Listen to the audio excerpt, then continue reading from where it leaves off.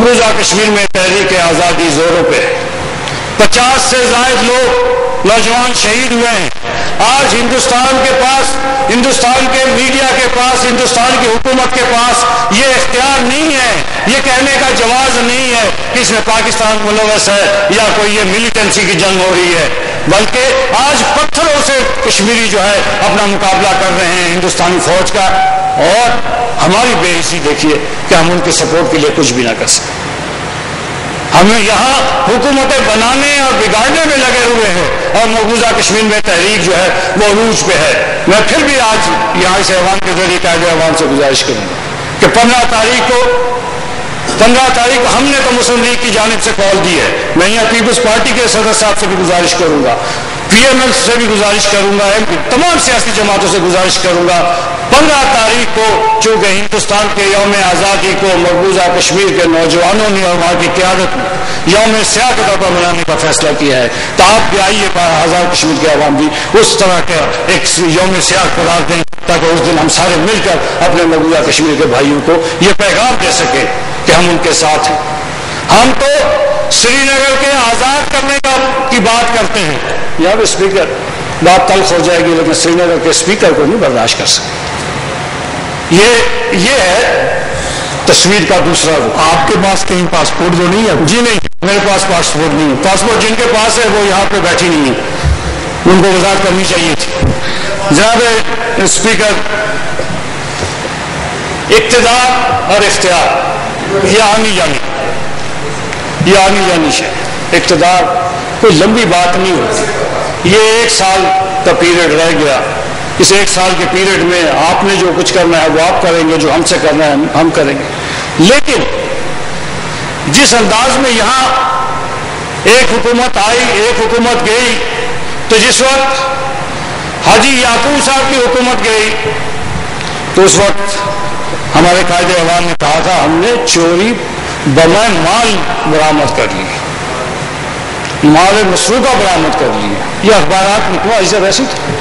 تو آپ مجھے نہیں پتا کہ آپ یہ چوری مال مسروقہ برآمد کر لی تھی. آپ کیا چیز برآمد کر لی؟ آپ چوری برآمد کی ہے، ڈاکہ برآمد کی ہے، کیا چیز برآمد کی ہے؟ کیونکہ اب تو فاروق حیدر صاحب تو مسلم کانفرنس ہی تھے، مسلم کانفرنس کے صدر کے نامزد کردہ تھے، مسلم کانفرنس کی حکومت کے جس پہ سارے آپ بھی وزیر تھے اور میں بھی اسپیکر تھا. تو اب مجھے نہیں پتا کہ اب انہوں نے کیا برآمد کر لی، مالی مسروقہ برآمد کر لی، مال برآمد کر لی، کیا برآمد کر لی، یہ تو انہیں کو پتا ہوگا. میں صرف اتنی بات کہنا چاہتا ہوں کہ پاکستان مسلم لیگ نون کا قیام آزاد کشمیر میں انتہائی ضروری تھا، اس لیے کہ اب سیاست وراثت کی سیاست میں تبدیل ہو رہی تھی. جب وراثت کی سیاست میں تبدیل ہو جائے تو سیاسی کارکنوں کے لیے کوئی جگہ نہیں رہتی. تو اس لیے ایک ایسی سیاست ہم نے شروع کی ہے، نظریاتی بنیادوں پہ شروع کی ہے، جس کے ذریعے آج کشمیر بنے گا پاکستان کا نعرہ ہم نے سیاسی طور پر پاکستان کے ساتھ، سیاسی کارکنوں نے سیاسی طور پر پاکستان مسلم لیگ کے ساتھ اور قائد اعظم کے جماعت کے ساتھ اپنا اظہار کر دیا ہے. اب آئینی اور باقی معاملات جب آئین میں اختیار ملے گا وہ اس بات کا کریں گے، لیکن ہم نے سیاسی طور پر اپنا جو ہے قبلہ ہم نے یہ نہیں کہا. ہم نے دیکھا ہے جناب اسپیکر، ہم نے دیکھا ہے کہ جب نیشنل فائنانس کمیشن کی بات ہو، نیٹ ہائیڈر پروفٹ کی بات ہو، کسی اور چیز کی بات ہو، تو پاکستان کے ان میٹنگز میں، اسلام آباد کے ان میٹنگز میں آزاد کشمیر حکومت کے ہم نوا کوئی نہیں ہوتا. لیکن اب پیپلز پارٹی والوں کو میں داد دیتا ہوں کہ پیپلز پارٹی کی گورنمنٹ ہے، ان کے اراکین جب بھی بات کرتے ہیں صدر پاکستان تک پہنچ جاتے ہیں، وزیر اعظم پاکستان تک، وزراء تک وہ پہنچ جاتے ہیں. ان کا کارکن چاہے تاوبٹ سے ہو چاہے بھمبر سے ہو، جب جاتا ہے پاکستان پیپلز پارٹی کے مرکزی سیکریٹریٹ میں جا کے کہتا ہے کہ میں پیپلز پارٹی کا کارکن ہوں، تو اس کی بات کی سنوائی ہوتی ہے. لیکن جو دوسرا دھڑا، جو رائٹسٹ ایلیمنٹ کا دھڑا تھا یہاں پہ، جس کو مسلم کانفرنس کا نام دیا، اس کے کارکن کی کوئی پہچان نہیں تھی. اس کا کارکن کہیں نہیں جا سکتا تھا، اس کو کوئی وہ کہتے ہی کچھ نہیں تھے. آج ہم نے وہ کمی پوری کر دی ہے، آج ہم نے وہ کمی پوری کر دی ہے. اور آج ہمارا طور سے چلنے والا کارکن، ہمارا ممبر سے چلنے والا کارکن جب پاکستان مسلم لیگ کے سیکریٹریٹ میں جائے گا وہ اسی شان سے کھڑا ہوگا جیسے پاکستان کے کسی کونے سے کوئی مسلم لیگ کا کارکن کھڑا ہوتا ہے، اس کے مسائل اسی طرح سنے جائیں گے جس طرح کسی اور کے سنے جاتے ہیں۔ تو میں سمجھتا ہوں یہ ایک ایسی بات ہے جس کے ذریعے ہم پاکستان کے ساتھ اپنے علاق کو بہت قریب لے آئے ہیں اور نظریاتی علاق جو ہے ہم اس کے کرنے میں کامیاب ہوئے ہیں۔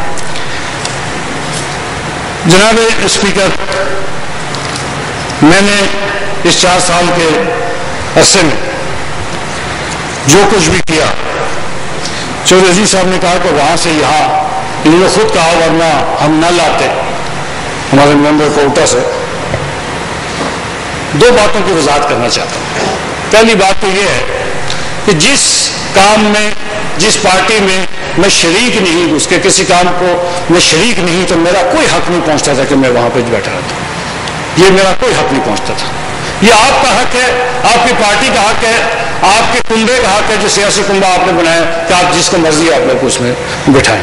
لیکن میں نے اس کے باوجود میں نے یہاں ووٹنگ شروع کروائی، حالانکہ صدر آزاد کشمیر نے ٹوٹلی، میں آج بھی کہتا ہوں، غیر آئینی اجلاس بلایا تھا۔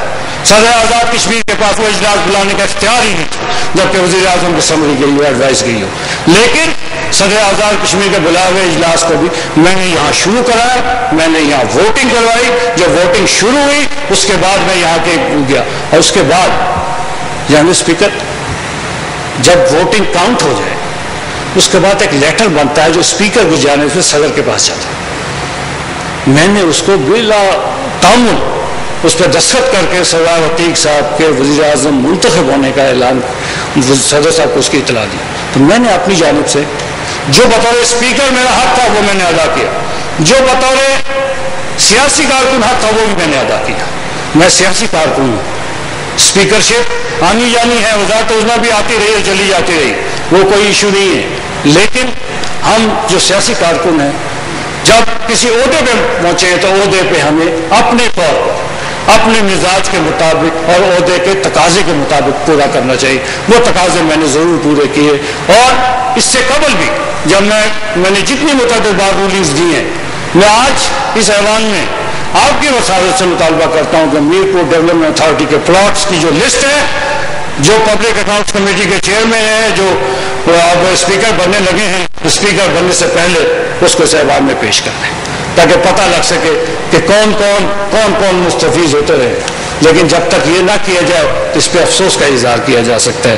میں آپ کا جناب اسپیکر شکریہ ادا کرتا ہوں کہ آپ نے مجھے موقع دیا، اور میں نے بہت ساری باتیں کرنا چاہتا تھا لیکن آپ نے بھی کہا احترام میں رمضان بھی ہے، وقت بھی میں نے صرف 20 منٹ لیے ہیں، 30 منٹ بھی نہیں لیا، تو پھر کبھی انشاءاللہ ایوان اب چلتا رہے گا، ہم بھی ادھر اپوزیشن میں بیٹھیں گے، پھر دیکھ کر